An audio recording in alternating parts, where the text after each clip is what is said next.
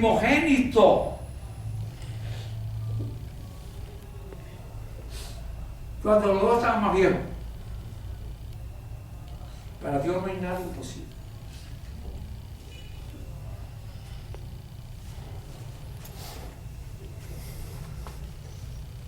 Para Dios no hay nada imposible.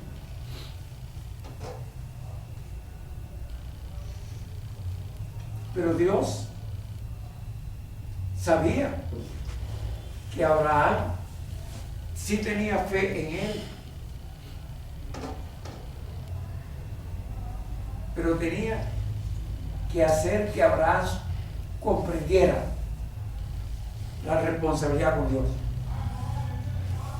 Y Dios le dice a Abraham, cuando ya Isaac, el hijo de la promesa, tenía más de 15 años, le dice, sacrifícame a tu hijo. Sacrifícame a Isaac. Y Abraham, que era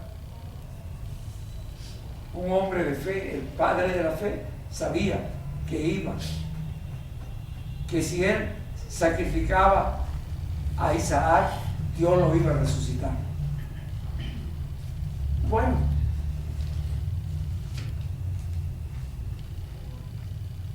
pero eso llevó a que los hijos de Abraham se dividieron en dos bandos.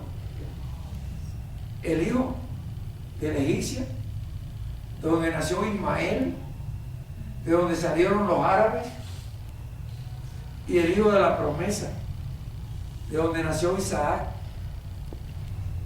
donde nació el pueblo de Israel. Israel y los árabes, hijos de Abraham,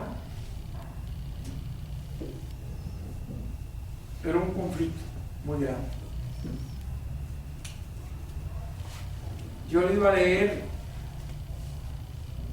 lo que dice Dios en Jeremías, en el capítulo 8, cómo Dios desbarató la idea de los israelitas. Los puso a saber que Él era Dios.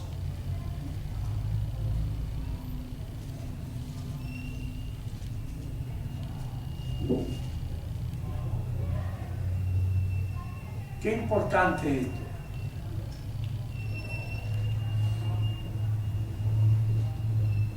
No quería, no era mi propósito eso, pero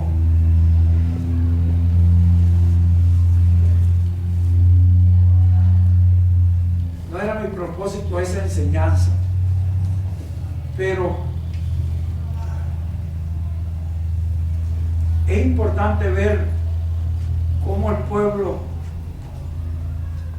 de Israel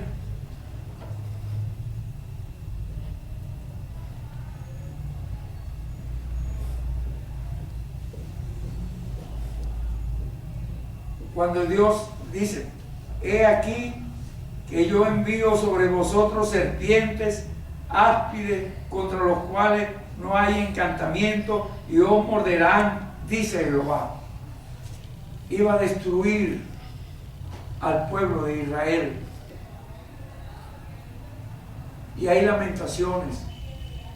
Eso se cumplió posteriormente.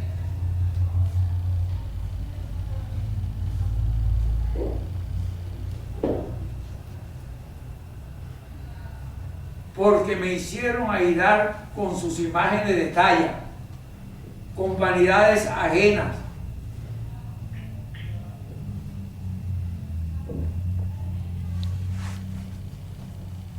Y por eso el pueblo de Israel no fue salvo. Vino Dios mismo a salvarlo. Dios mismo, nuestro Señor Jesucristo. y ellos lo crucificaron.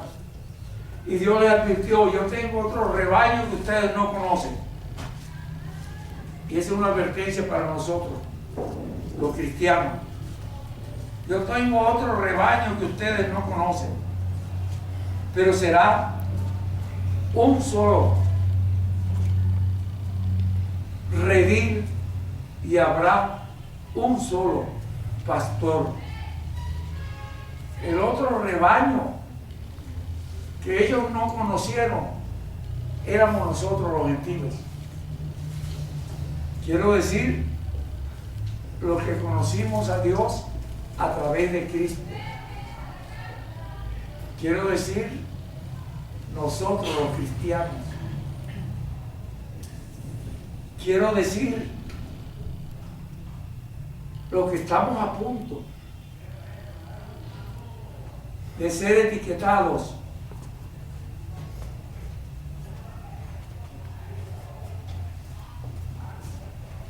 como fue etiquetado el pueblo de Israel.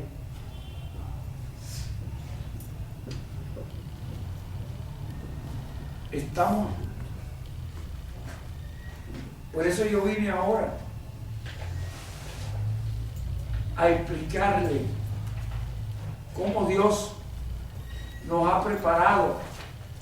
Yo lo decía, esta conferencia de hoy es una continuidad de la conferencia pasada, donde quiero que el pueblo de Dios pueda entender que Dios nos ama con un amor ágape que da sanidad a nuestro cuerpo.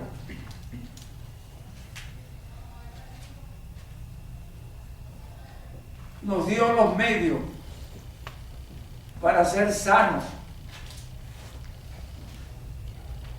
Y yo le decía,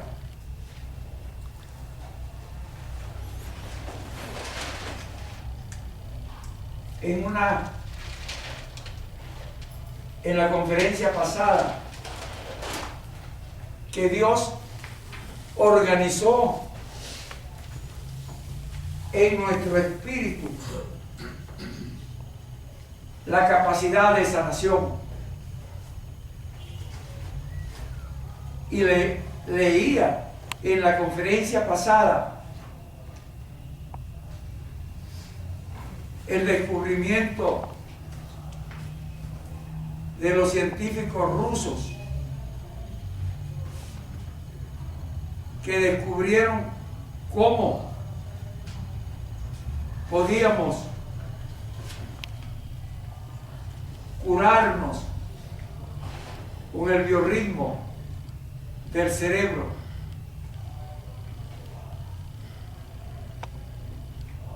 Con el poder de la oración. Yo se lo decía en la conferencia pasada. No sé si Joseito sigue en la cámara o se la pasa a la otra camarógrafa, porque no vi bien claro las cosas, a pesar de que hiciste esfuerzo. Debe ser que los años no tiemblan el pulso. Entonces, ellos descubrieron que la oración no solo regula todos los procesos del organismo humano, sino que también repara la estructura de la conciencia más afectada, de la mente. De la mente y de la estructura física. Ellos descubrieron en el laboratorio de San Petersburgo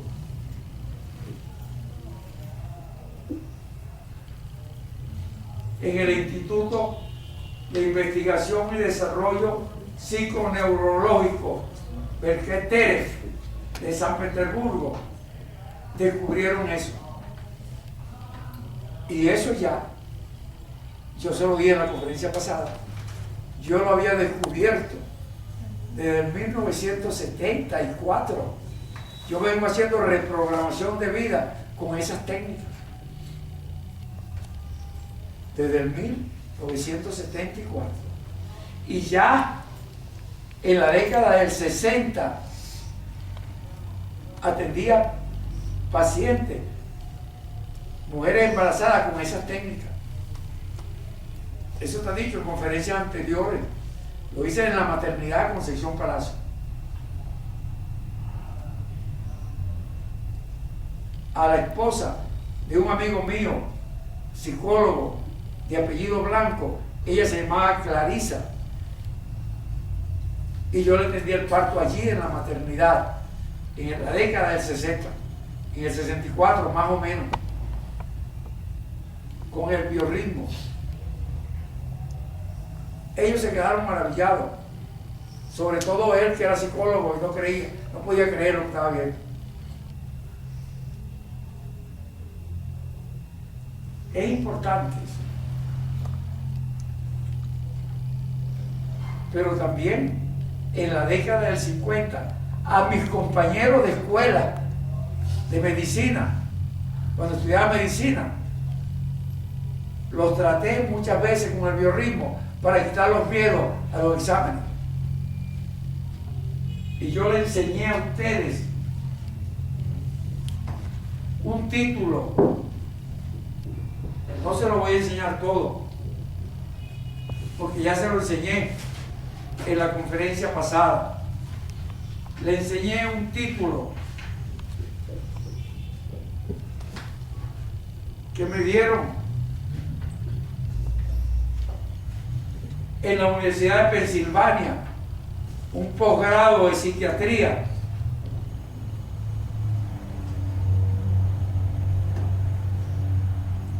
Se otorga el presente diploma a Luis Belmonte por haber cumplido todos los requisitos exigidos para aprobar el curso a nivel de posgrado, julio del 77, de terapia de conducta y sexología. Ese título de posgrado en aquel tiempo, año 77.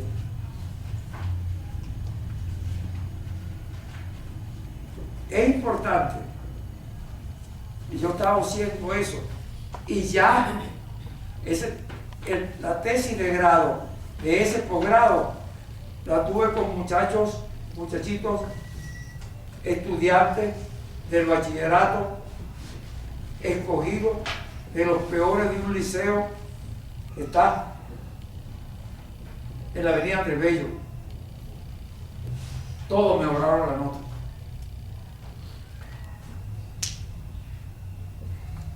Dice, estos estudios de los rusos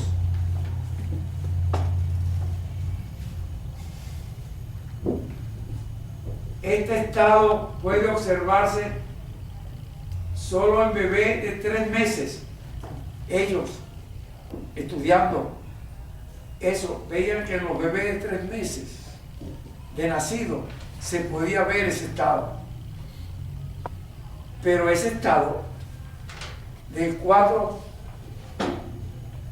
por debajo de 4 ciclos por segundo, el biorritmo de por debajo de 4 ciclos por segundo, solo lo tienen los bebés dentro del útero de la madre. Estoy hablando que es una frecuencia cerebral en donde hay posibilidad de sanación.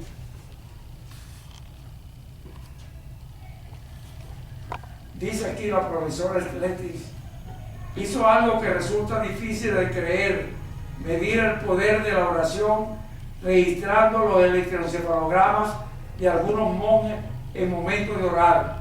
Logró captar un fenómeno extraordinario, la desconexión completa del córtex cerebral. Esa desconexión completa es lo que yo he hablado en otras conferencias hace muchos años. Cuando entramos en una frecuencia Z por debajo de 7 ciclos, entre 7 y 4 ciclos, A la frecuencia Z es una frecuencia de sueño. Vamos a dormir y vamos a soñar. En esa frecuencia Z soñamos. Yo lo decía en la conferencia pasada, todo lo que hacemos en vigilia, de la A a la Z, vigilia es una frecuencia, un biorritmo cerebral por encima de 14 ciclos por segundo, entre 14 y 20 ciclos. Esa frecuencia beta es donde hacemos las cosas en estado de vigilia. Todo lo que hacemos, trabajamos, estudiamos, conversamos, todo lo que hacemos, esta conferencia, en estado de vigilia. Pero todo lo que hacemos en estado de vigilia lo vamos a dormir en la noche en sueño, de la A a la Z. Y todo lo que ustedes han oído en la conferencia lo van a soñar esta noche. En una frecuencia Z. Esa frecuencia Z es una frecuencia de reposo, de descanso, que va a servir para que la angustia del día que me lleva a, como decía Numa, al estrés del día, la frecuencia Z me baja ese estrés a cero. Aprendemos en técnicas científicas, conductuales, que tener una fuerza de 10 kilos de fuerza a la derecha, a la izquierda, y tener una fuerza de 10 kilos a la izquierda, va a haber una inhibición recíproca. ¿Se está entendiendo? Una inhibición recíproca es que 10 kilos contrarresta a 10 kilos. Se inhibe y se desenergiza. ¿Se está entendiendo? Esa es una forma de sanarnos Dios a nosotros en el sueño. La Biblia dice que Dios nos visita en sueño. Al bajar la frecuencia, entramos al soñar y Dios nos quita la angustia de lo que pasó en el día. Si somos cristianos y oramos antes de acostarnos y nos ponemos en manos de Dios, Dios nos va a ayudar. Esto es importante. Pero cuando soñamos entre 4 y 7 ciclos por segundo y entramos en paz, en quietud, o sea, que resolvimos la inquietud de la vigilia, de lo que soñamos, resolvimos y entramos en la paz, en la quietud del sueño, vamos a profundizar por debajo de 4 ciclos. Esa es una frecuencia que se llama delta, y esa es la frecuencia que tenemos en el útero, por debajo de 4 ciclos por segundo. Cuando entramos en 4 ciclos por segundo, entramos en quietud. Y lo que me causó una angustia que no me dejaba hablar en público,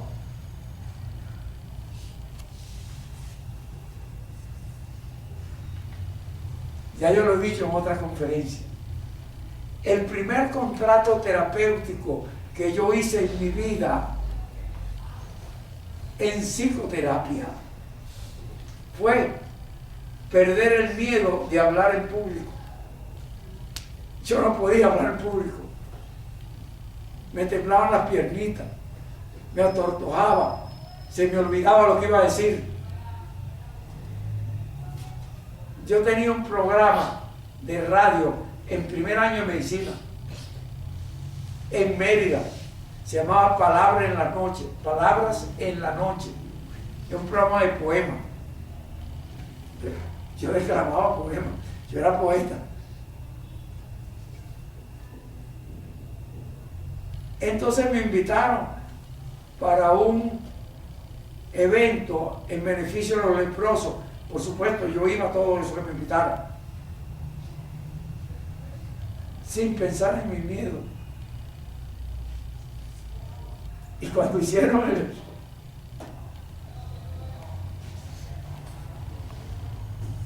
la presentación que íbamos a hacer y me llaman a mí para que vaya a declamar, se me olvidó hasta el nombre del poema que iba a decir.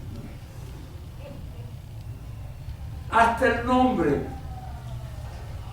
Yo iba a declamar el poema de la culpa.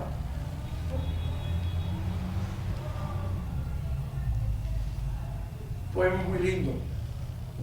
Yo la amé y era de otro que también la quería. Por eso, en sus brazos seguía siendo mía. Yo la amé, pero hay cosas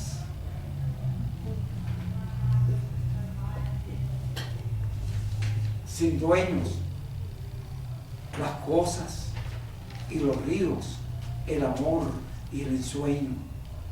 Y ella me dio su amor como se da una rosa, como quien lo da todo, dando tan poca cosa. Bueno, ese es el poema que yo iba a decir. Y se me olvidó hasta el nombre. Pero como yo era de Caripito, me paré, se me olvidó todo y yo arranqué el poema. Un poema larguísimo. La leyenda del Horcón. Bueno, también lo declamé. Es un poema medio gaucho. Y la gente no se dio cuenta del cambio ni de nada. Y ya yo estaba fastidiado porque era muy largo el poema. Pero la gente estaba como interesada. Y cuando yo terminé, la gente aplaudió. Y yo dije, menos mal. Menos mal. Bueno, cuando uno está como embebido en la mente de uno, en el inconsciente, puede entrar de golpe a esta fase. Por eso Víctor Hugo decía, el genio tiene siempre exactitudes que semejan el ímpetu de un loco. Es importante. La genialidad se va a ver en este tiempo. Pero en esta frecuencia, por debajo de 4 ciclos, podemos reprogramar nuestra vida.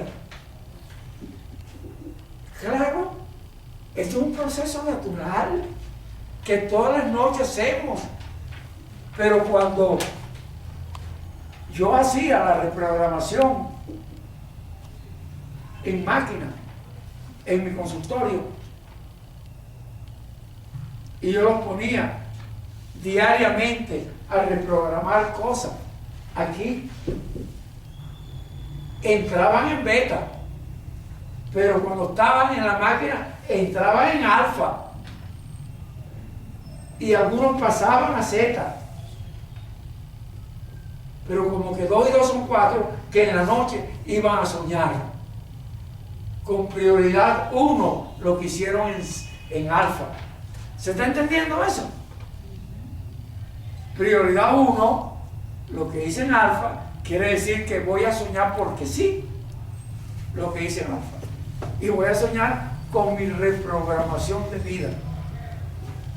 Ese fue uno de ustedes que está por ahí, que otra vez debe estar durmiendo. Él si viene para acá a dormir.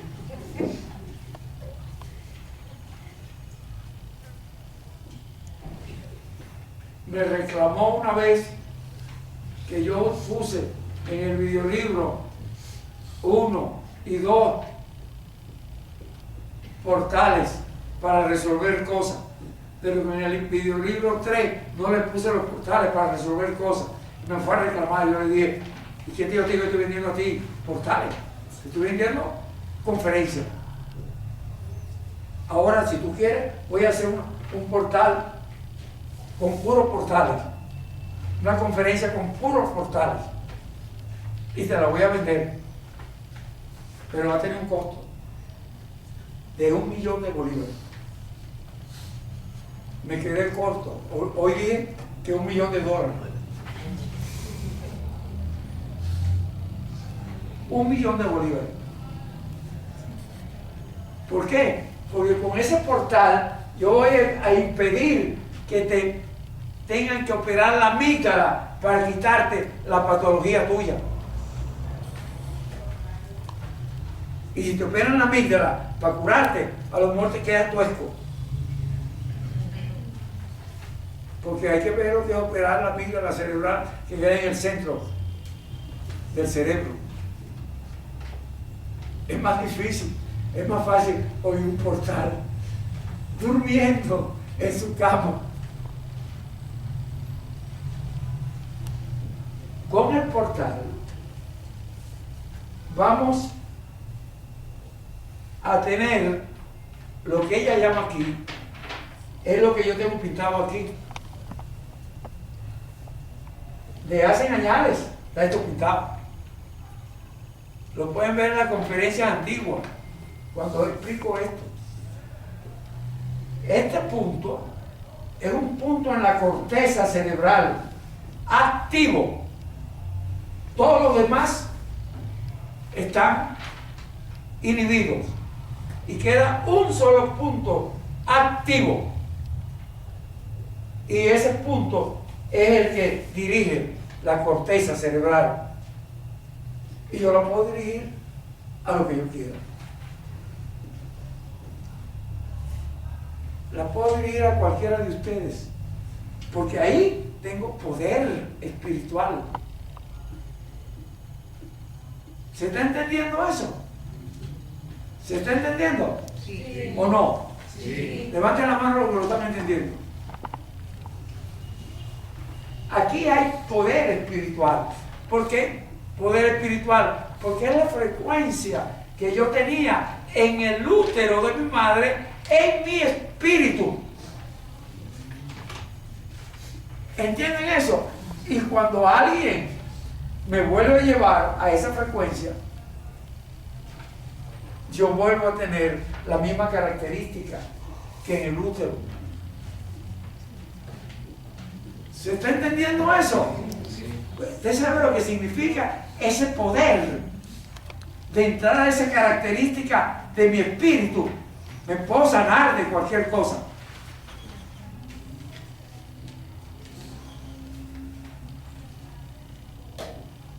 Y eso es lo que yo venía a decirle hoy. Iba a repetir esta experiencia de los rusos. Y cuando ella habla aquí, que se produce una desconexión completa del cóctel cerebral, es lo que acabo de explicarles. Dice, este estado puede observarse solo en bebés de 3 meses. Claro, ellos son científicos, hacen estudios científicos, pero yo sé, porque yo soy obstetra, que cuando medimos el biorritmo en un bebé intrauterino está por debajo de 4 ciclos por segundo. El niño en el útero siempre está en una vibración de 4 ciclos por segundo, siempre. Siempre es siempre. Entonces ellos encontraron, este estado puede observarse solo en bebé de 3 meses de nacido. Cuando ellos me dicen esto, yo entiendo por qué el muchachito, que yo se lo dije en conferencia, que estaba en un ajetreo porque había un desprendimiento de placenta, se estaba desangrando, y la mamá tenía un desgarro de vagina con sangramiento profuso, y las enfermeras estaban ocupadas y no me traían el equipo de parto. Estaba yo en la maternidad Concepción Palacio, trabajando. Y yo llamaba gritando, tráigame el equipo. No me lo traía, estaban ocupadas toditas, pobrecita. Y yo me enrollé, eso lo dije en una conferencia, me enrollé el cordón en los dedos, lo apreté, me lo enrollé de un lado a otro, como un torniquete, y lo apreté y paré el sangramiento del muchachito. Pues tenía un desprendimiento de placenta, se iba a desangrar. Pero la mamá estaba sangrando también, porque la placenta desprendida también bota sangre de la mamá. Además tenía un desgarro en la vagina grande. Fue una expulsión violenta.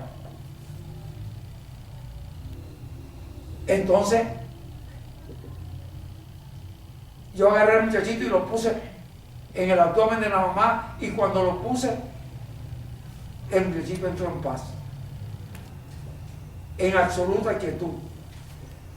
Y yo me quedé sorprendido y lo vi, y cuando la enfermera, yo corté el cordón, cuando la enfermera se lo quiso llevar, yo dije, déjalo tranquilo, eso no te está haciendo daño a ti. Eso yo lo he dicho en otra conferencia, déjalo tranquilo ahí. Y desde entonces comencé rutinariamente, cuando parí un muchachito que yo tenía tiempo y había mucho ajetreo en la sala de la maternidad, yo lo dejaba ahí puesto y lo dejaba que lo dejaran quieto ahí, que no se lo llevaran a limpiarlo, que lo dejaran tranquilo, que se desocuparan, y después de que se desocuparan vinieran a buscarlo. Y yo observaba pragmáticamente cómo el niño entraba en paz. Ahora, esto me lo dijeron. Estoy hablando de un niño recién nacido, pero estos vieron que hasta los 3 meses entran en paz. Y yo, cuando le hago la reprogramación espiritual y lo llevo a la frecuencia 4 ciclos, lo llevo a vivir los 4 meses de nacido, a vivirlo y a estar en paz frente a los conflictos que hay a su alrededor. ¿Cuál es el conflicto hay a su alrededor? ¿Su mamá está ocupada o no está?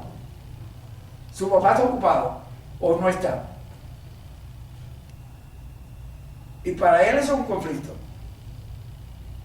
Y entra en desesperación. Y va a entrar, óigame bien esto, que le quede grabado, va a entrar en emociones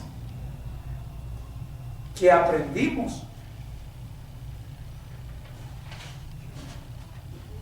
ya a los 9 meses de nacido. A los 9 meses ya el niño aprende las emociones que están a su alrededor, y las emociones que el mundo le va a enseñar son las que todos nosotros usamos con frecuencia. Deja eso, no lo toques, aquíétate. No se lo estamos diciendo al niñito que tiene 9 meses o menos, pero se lo estamos diciendo al que está al lado de uno, a la mujer, al marido, al hermano, al tío, al que llegó, al que se sentó, al que se paró. Hablamos con la característica que hablamos cuando le preguntamos a alguien cuánto cuesta esa manzana. Y cuando le pregunto cuánto cuesta esa manzana, ya tengo el tono de lo que el otro me va a responder. 40.000 bolívares. Ya tengo el gesto. Son zorras. Las zorras son ladrones.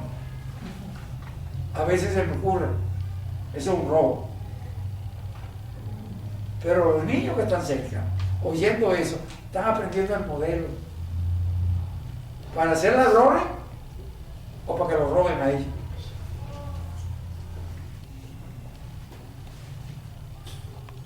Es el modelo del mundo. Esta doctora dice aquí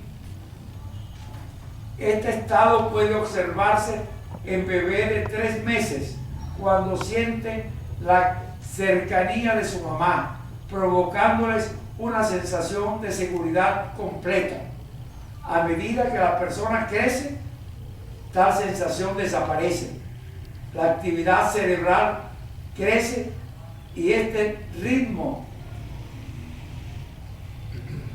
de las biocorrientes cerebrales se muestra raramente, solamente en las horas de sueño profundo o al orar. ¿Se está entendiendo? Pero si yo puedo enseñar a cualquiera a entrar en esa frecuencia, he tenido la oportunidad,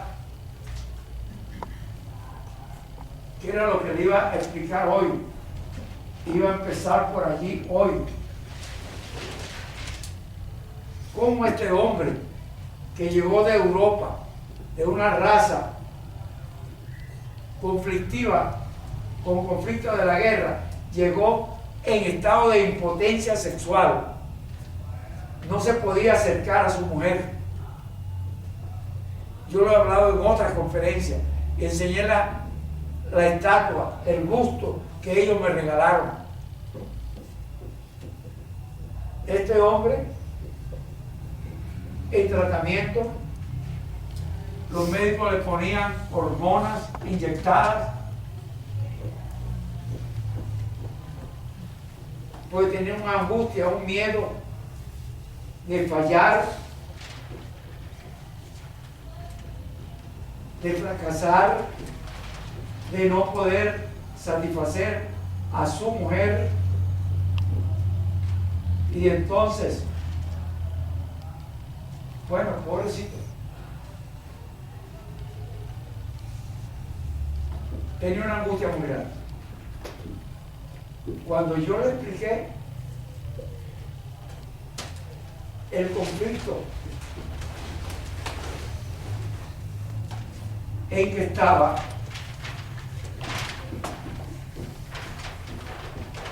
porque le expliqué, porque cuando un hombre o una mujer está en una actividad sexual, esto es una actividad sexual, comienza aquí y termina aquí,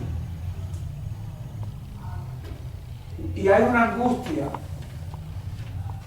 angustia asociada al acto sexual,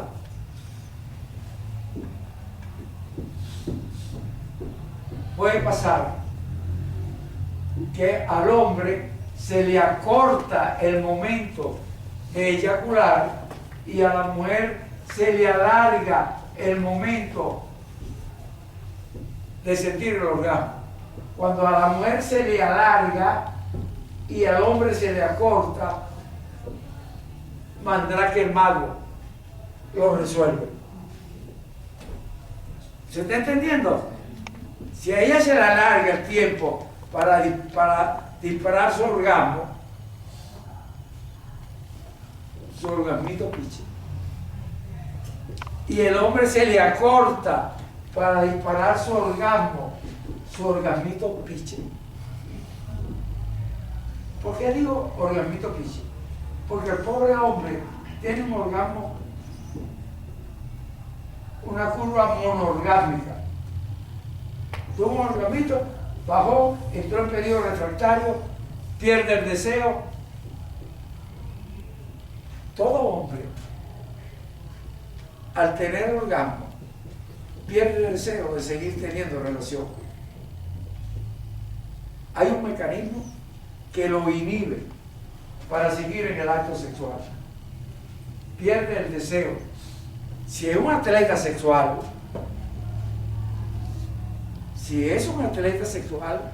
puede ser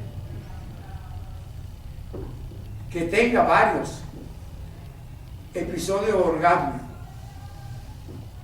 en forma natural, si es un atleta sexual. Pero él puede, por aprendizaje, en un tratamiento,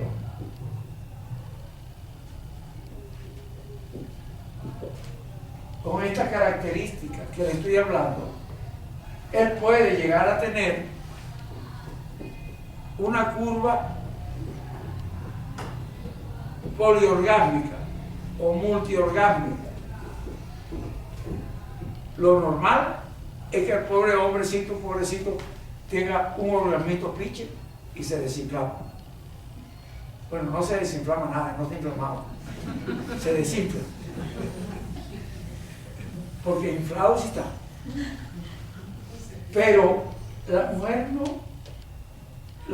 no es monorgásmica. Normalmente la mujer debe ser multiorgásmica. Cuando dispara el primero, vienen los otros en serie. Ella es multiorgásmica por el modelo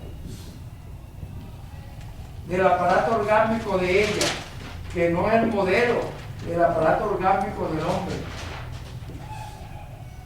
Por ahí lo tengo explicado en otro momento.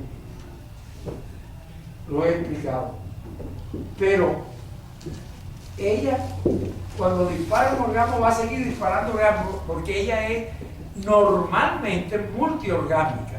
Cuando no tiene esa característica de multiorgasmicidad, es porque hay una angustia asociada. Esa angustia asociada la puede llevar a un modelo de frigidez. ¿Qué ahora es un modelo de frigidez? Que la angustia asociada al acto sexual le demora el tiempo de excitarse. O se excita, pero se demora el tiempo de disparar el orgasmo. Se alarga el momento de disparar el orgasmo, y le decía antes que al hombre se le acorta. Si a ella se le alarga, el pobre hombre nunca va a poder llegar a ese tiempo. ¿Se está entendiendo? ¿Ah? Sí. Entonces, lo que están diciendo esto, que no tiene nada que ver con lo que yo estoy hablando, dice esto: la actividad cerebral crece y este ritmo de la corriente cerebral se muestra raramente solamente en las horas de sueño profundo o al orar, como ha demostrado el científico mencionado. Valery Schlesing ha llamado tal estado de conocido leve vigilia al orar, y ha demostrado que tiene una importancia vital para la persona.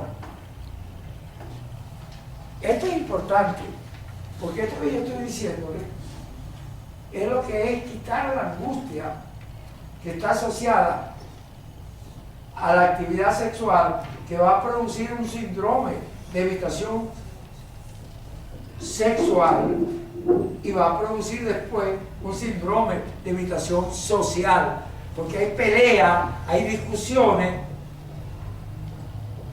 y al haber pelea y discusiones no quiero acercarme al acto sexual. Es la forma de pelear y discutir para no tener sexo.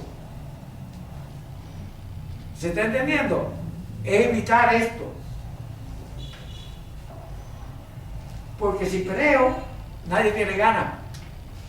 Yo lo decía en otro tiempo, que el único que le gustaba acostarse con la tigra del Pinar, yo lo decía en otro tiempo, era ese que llamaban el tigre.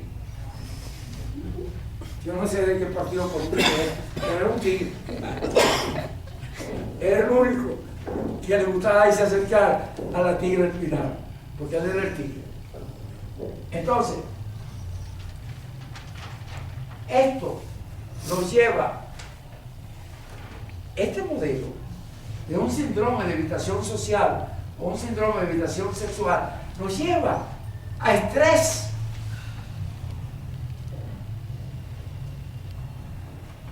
El estrés es un modelo enfermo. El estrés es un modelo gravemente enfermo. ¿Por qué digo gravemente enfermo? Porque de ese estrés, la normalidad no existe según los teóricos de la psicología o de la psiquiatría. Lo normal es la neurosis. Pero en la medida que aumenta la frecuencia cerebral, el biorritmo, aumenta el estrés.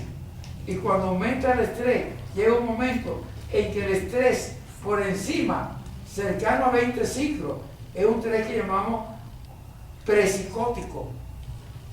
Es un estrés que va a llegar a la locura cuando pasa de 20 ciclos.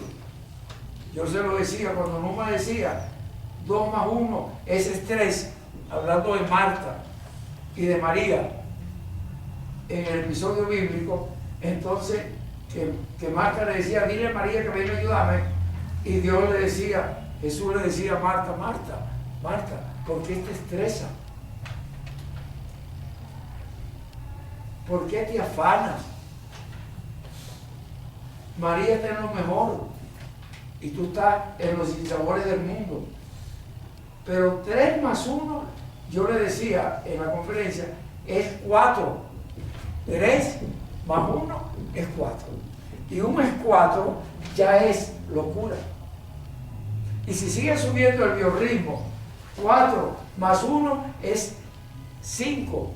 Y cuando llegamos a la frecuencia de 5, entramos en un proceso esquizofrénico. Es un estrés cercano a la locura, donde la gente quiere morirse. Y para no morirse, entra en autismo o en marasmo infantil, o se defiende con un proceso esquizofrénico. Cuando estamos enfermos con un proceso esquizofrénico, es una defensa para no morir. Pero es mejor entrar a bajar el biorritmo y entrar en fase por debajo de 14 ciclos por segundo, y cuando bajamos de 14 ciclos entramos en paz. ¿Está claro lo que estoy diciendo? Ahora, cuando yo tengo cualquier problema como estos, fíjense lo que dice este señor aquí. Es un hecho sabido que las enfermedades son... Lo voy a poner aquí, perdóname que estaba... Es un hecho sabido que las enfermedades son provocadas también por situaciones graves y sucesos que nos quedan grabados en la mente. Son experiencias de vida. Al orar, sin embargo, las preocupaciones quedan en un plan secundario e incluso desaparecen totalmente. De esta manera se hace posible el restablecimiento psíquico, quiero decir, de la mente, moral, quiero decir, espiritual, y físico, quiero decir, del cuerpo. ¿Se está entendiendo? Cuando le digo esto, es que quiero llegar a decirle que yo tuve hemos tenido, mis pacientes las conocen, personas que se han curado de tumores ováricos, de tumores uterinos, de tumores de hipófisis, de tumores de tiroides, con tratamiento que no tienen nada que ver con cirugía. Es una cirugía invisible de la mente. Levanten la mano los que han conocido a esos pacientes. Levanten la mano. Vean las manos levantadas. Vean las manos levantadas. Voy a ir uno por uno. Levanten la mano los que han conocido personas que se curaron de tumores del tiroides. Levanten la mano. Vean las manos levantadas. Ok, bajen la mano. Levanten la mano los que han conocido personas que se han curado de tumores de la hipófisis, que lo han oído en lo que los pacientes han dicho. Ahí tienen la mano levantada.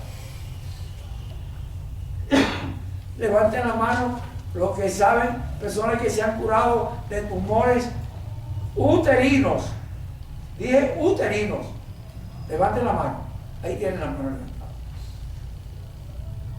Levanten la mano los que saben de personas que se han curado de tumores de ovario.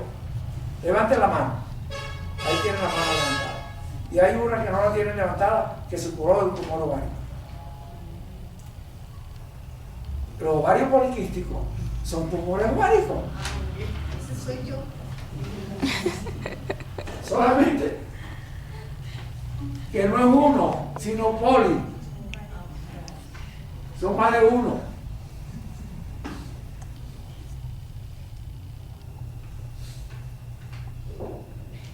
Ella se curó de ovarios poliquísticos. Pero yo dije, lo que se han curado de tumores ováricos, ella no levantó la mano porque ella no se curó de ovario poliquístico. Pero lo que sí sabía, que se han curado otros, no ella, otros, de tumores ováricos, yo no tengo la mano.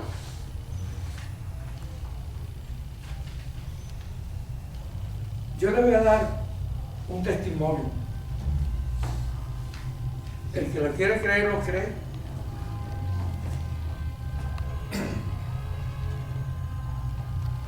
Yo tengo una paciente, 10 tengo, que ha estado en tratamiento para tener hijos. Y le han puesto tratamiento, y le han puesto tratamiento, y le han inyectado, y le han hecho esto, y le han hecho lo otro, y no ha podido tener hijos.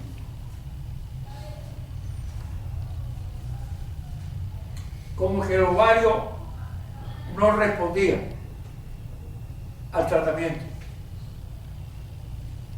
Y de golpe, haciendo la terapia, llega un día que hace el ginecólogo, y cuando él la examina, encuentra que tiene 5 folículos madurando. Y él se queda sorprendido. Oye, tiene 5 folículos madurando, cuando el ovario no maduraba ninguno. Y él le ha puesto tratamiento y tratamiento y tratamiento y no resolvía. ¿Verdad que eso suena difícil de creer? ¿Ah? Pero aquí está esa persona. Si ella quiere que levante la mano, si no quiere que no la levante. Allá está levantando la mano. Ella no es cualquier persona, ella es abogado.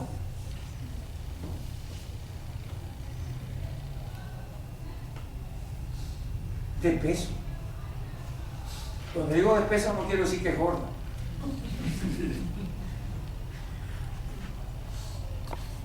Es importante lo que le estoy diciendo. Por eso yo pienso que esta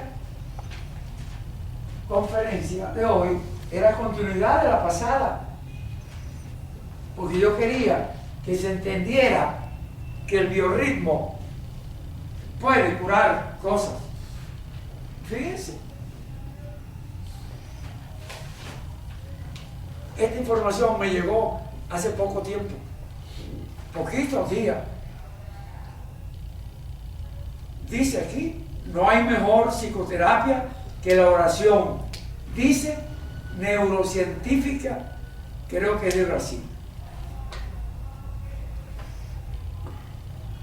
Yo estoy de acuerdo con eso. Porque yo he logrado en mis técnicas terapéuticas producir lo que con oración se puede producir. Y yo estoy cansado de decir en todas mis conferencias, desde hace años, que el mejor libro de psicología que existe es la Biblia. Y por eso he llamado a este proceso que estoy recién comenzando Ya tengo como 12 o 20 y pico de conferencias de ese comienzo de psiquiatría revolucionaria. No era la psiquiatría que no curaba a nadie en el psiquiátrico, era la psiquiatría que curaba procesos psicóticos en el hospital de los Magallanes de Katia. La psiquiatría que quiso la Federación Médica cerrar, y la que algunos con falso testimonio diciendo que ahí no era científico, ahora se lo voy a publicar. Por eso estoy dando la conferencia así, porque se lo voy a publicar para que ellos vean dónde meten la cabeza oyendo que lo que ellos decían que no era científico era el mayor arte científico que había. La ciencia de Dios. Fíjense lo que dice esta mujer aquí. Déjame ponerme aquí para que se pueda ver, para que no quede solamente dicho por mí, sino que está escrito. Esto salió por internet y por WhatsApp lo mandaron. Una profesional en neurociencia dijo que los beneficios de la oración en la relación humana con Dios ya están científicamente probados. La psicóloga y neurocientífica brasileña Rosana Alves participó en una edición del programa Consultorio de Familia y habló sobre el tema desde el punto de vista científico, programa que ha regresado a las redes sociales y en los últimos días alcanzando millones de visitas. ¿Se está entendiendo? Sí. La gente a menudo piensa que la oración es simplemente una forma de ponernos en posición de seres humanos inferiores, porque nos tienen por bruto, porque creemos en Dios.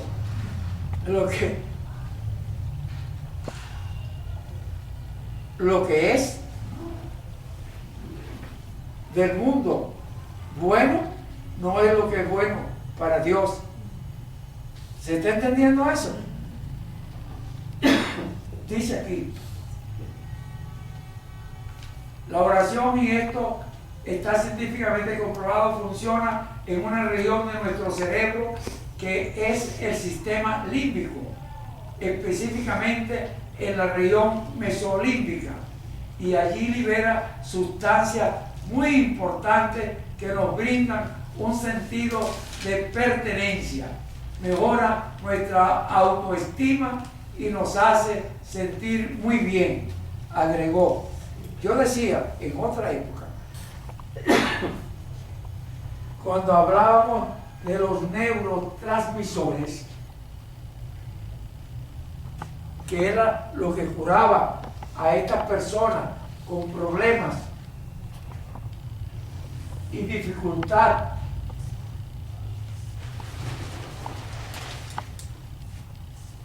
psicosomáticas, los neurotransmisores energizan el cuerpo y al energizarlo liberan sustancias que sanan, que curan. No andamos a veces desenergizados. Yo no puedo ni caminar. Por decirlo, ahora me acordé. Así que me perdonen que me haya acordado. Me acordé que tenía sed. Me acordé que debería beber agua.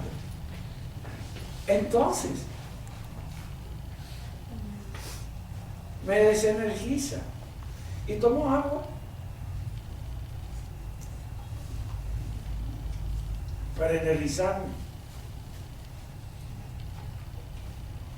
Esa es una opción. Pero ya tengo 3 horas hablando. Y tengo 85 años. No me he desenergizado. No he necesitado agua. ¿Se está entendiendo lo que quiero decirles? Bueno, dice aquí la doctora, según Rosana, la oración tiene sobre todo un sesgo terapéutico debido a su propuesta, que es llevar al ser humano a abrir su corazón ante alguien en quien confía tanto y considera tener el poder de ocuparse de sus aflicciones para aliviar las tensiones. Cuando un paciente va a casi un médico y no confía en él, es mejor que se vaya. Es mejor que se vaya y busque a alguien en quien confíe.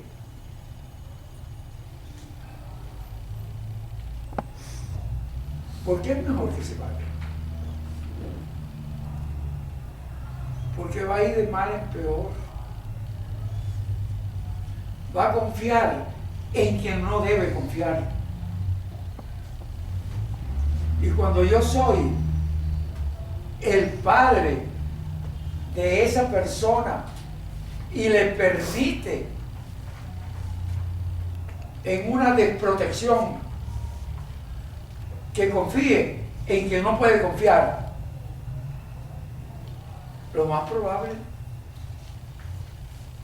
es que tenga que llorar lágrimas de sangre, cuando el tal pudiera pasar. Ha pasado. Ha pasado.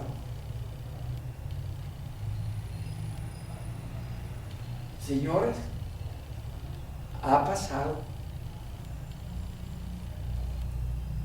Tiene que enterrar a su hijo. Tiene que enterrar a su hijo. O en una fosa donde se lo van a comer los gusanos. O en un manicomio. De donde es difícil salir si no oye, si no acepta, si no tiene fe que hay forma de sanarse. ¿Por qué no tiene fe de que hay forma de sanarse? ¿Por qué no tiene fe? Este se sanó. Este se sanó. Y se dejó de inyectar. Y se trató con estas técnicas. Y se curó. Pudo acercarse a su mujer. Después supe, eso está dicho en otra conferencia, que se divorciaron después. ¿Por qué? Porque cuando él se cura del acercamiento sexual, entonces comienzan a pelear para no tener intimidad. Y entonces peleando hacen un síndrome de evitación social. La única forma de hacer un síndrome de evitación social sin pelear es no hablando. No hablo. Yo tengo unos monitos allá en mi consultorio que se tapan los ojos, que dicen yo no veo, y se tapan los oídos el otro, yo no oigo, y se tapa la boca el otro, yo no hablo. Bueno, eso para sanarse, tienen que estar como los monitos esos. Ni oigo, ni veo, ni hablo. Así no peleamos. Permiso, tengo que agarrar la Así no peleamos. Así no peleamos.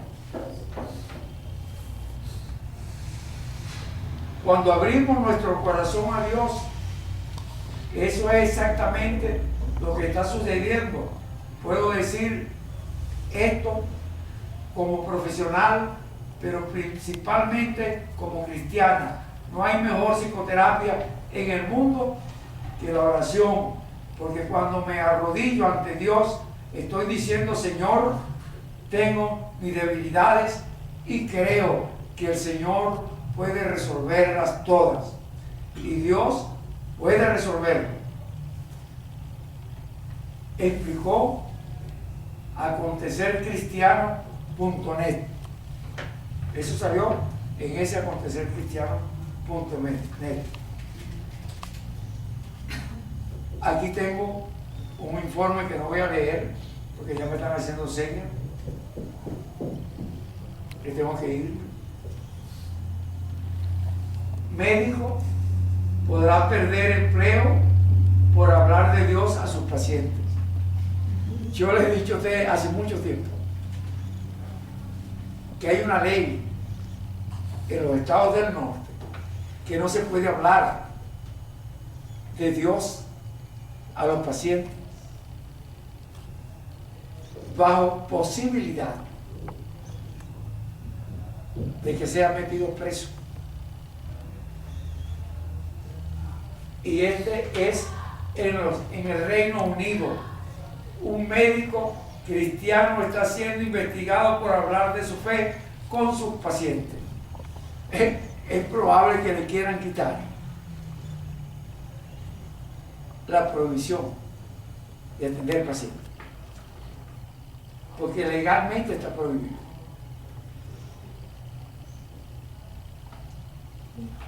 ¿Entienden eso? Para que uno pueda hacer lo que legalmente está prohibido, hay que hacer que nos firmen la autorización. Yo he tenido, y se lo he mostrado a ustedes, una autorización firmada que yo he llamado consentimiento válido. Es un convenio que los pacientes tienen que firmar para tratarse en técnicas de psicoterapia bioenergética. Si no lo firman, no lo tratan, porque aquí autoriza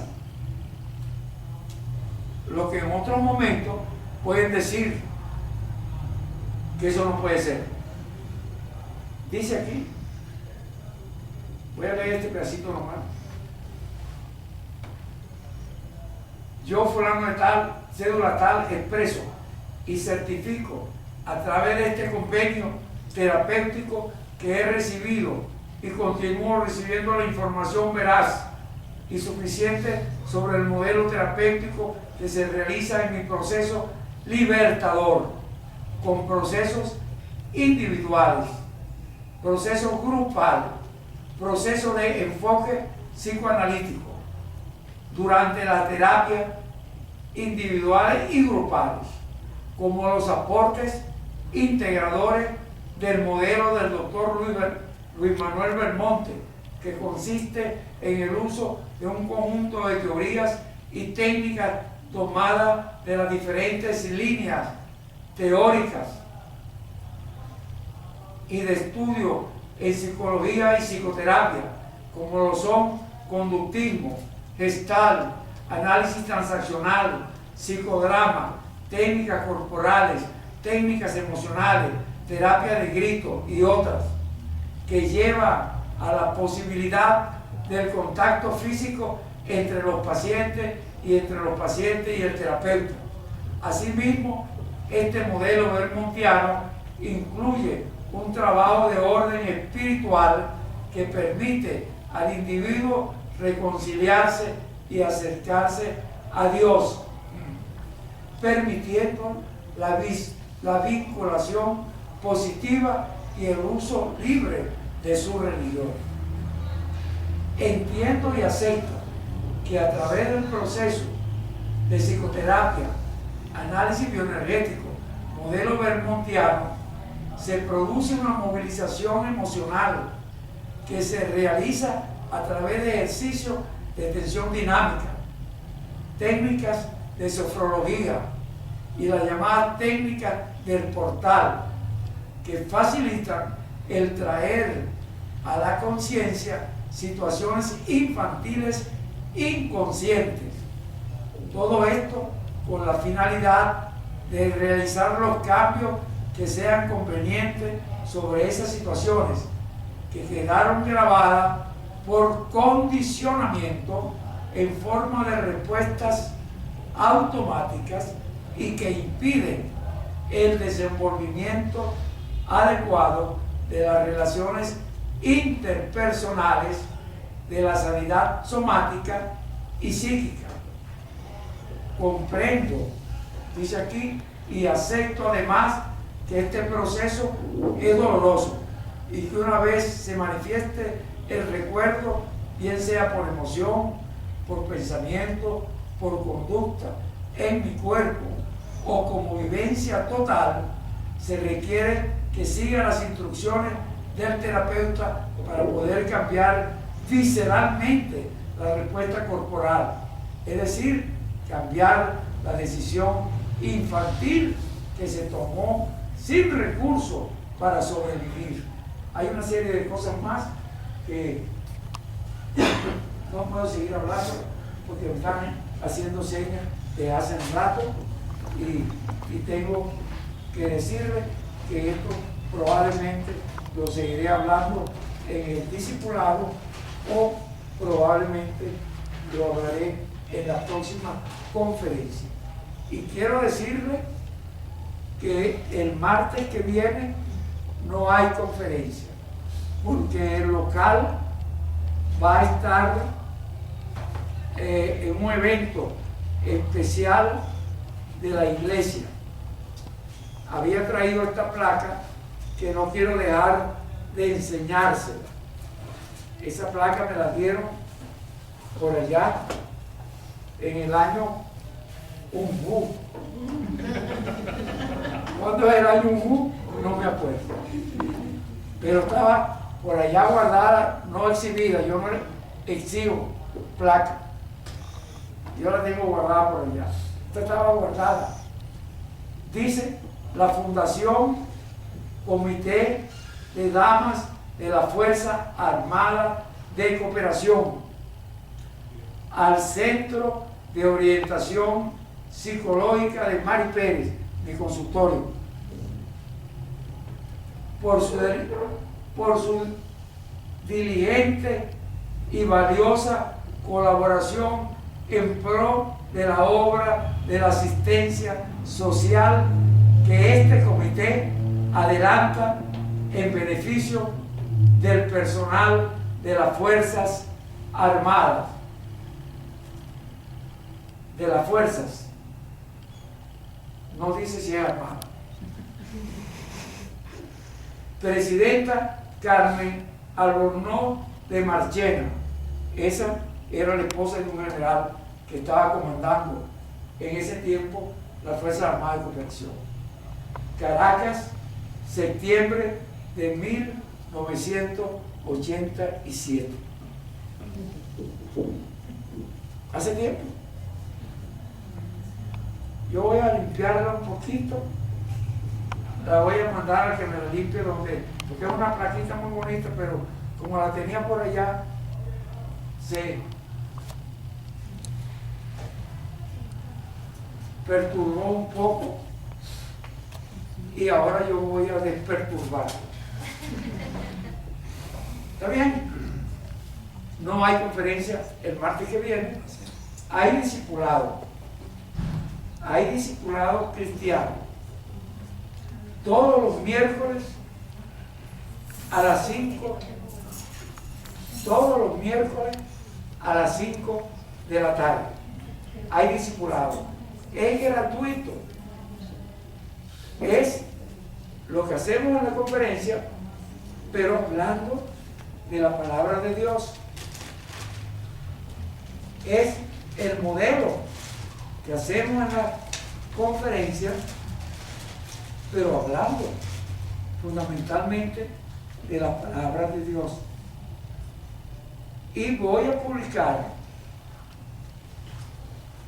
todos los discipulados. No se me perdieron, la conferencia se me perdió la mayoría, toda la del año 19 se me perdieron en la computadora, pero los discipulados no. Los discipulados están allí y los voy a publicar por internet, todos. Y todos quiere decir todos, para que puedan hacer cambios en su vida cotidiana. Quiero decir, en su existencia de pareja, de familia, en su existencia profesional. Se me cuesta decirlo también, en su existencia cristiana. No es cristiano el que se llama cristiano. Es cristiano el que sirve en el Señor. ¿Está claro eso? Bien, nos veremos dentro de 15 días. Yo voy a venir el martes para acá